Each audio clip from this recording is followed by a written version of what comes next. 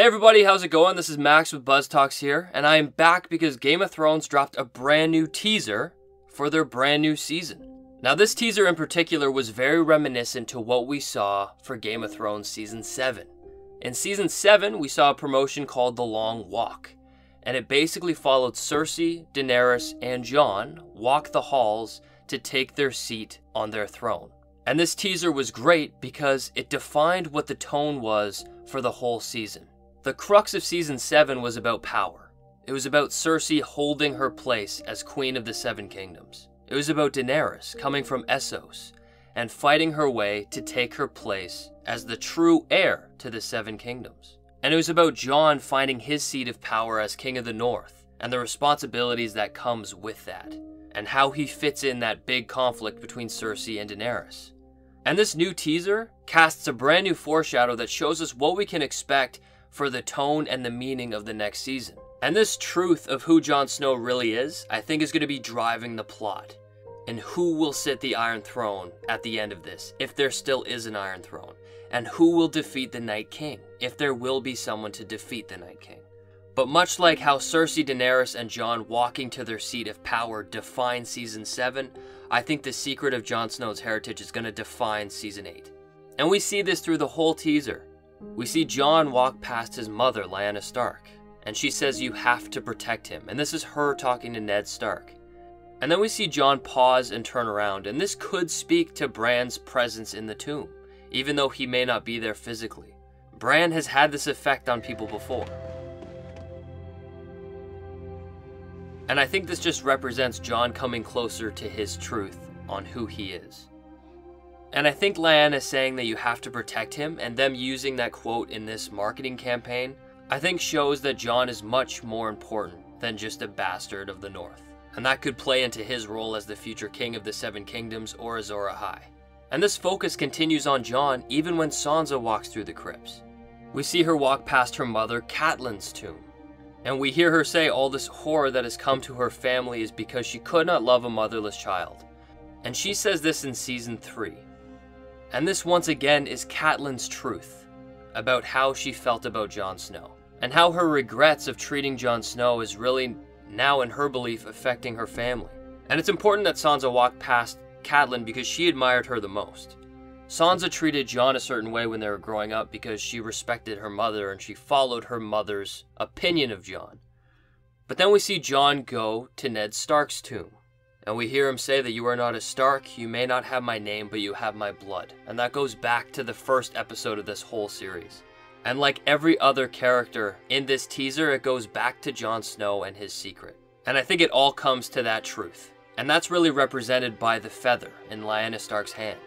This feather was put into Lyanna Stark's hand by Robert Baratheon in the first episode of this show. And Robert put this feather into Lyanna's hand with the belief that she loved him, and that she was kidnapped by Rhaegar Targaryen and murdered. But that feather represents the lie to protect Jon.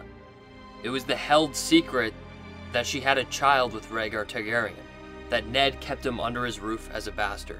And that feather is a lie because it's not a representation who Lyanna is. Robert always said that she should be out of the crypts with the sun beating down on her. And Robert almost felt like that feather represented Lyanna. It was a southern bird feather. But like what Ned said in the first season, that's not Lyanna. She belongs in the crypts. She doesn't represent a tropical feather. She represents the blue rose, which goes deep into who she is and her son Jon Snow. And maybe that's why the feather fell. It's kind of the uncovering of truth. And that feather keeps falling. We see Sansa pick it up in Season 5. It's almost like Lyanna doesn't want to spiritually hold on to this lie anymore. But then we see Arya, Sansa, and Jon all come together. And they come across their statues. And I love this imagery, because obviously it hints at their deaths, but it hints at their impact in the North's history. But one thing I pulled from this, and it is subjective, is that Ned Stark's statue looks like Ned Stark when he died. Catelyn Stark's statue looks like Catelyn when she died.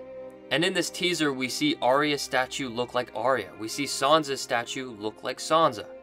But Jon's statue does not look like an exact representation of what Jon Snow currently looks like. That could speak to how he ends up looking later in the season, or it could speak to him growing older and having a bigger role outside of this season as taking his role as the king of the Seven Kingdoms, or the king of the North, or leading whatever needs to be led after the White Walker threat.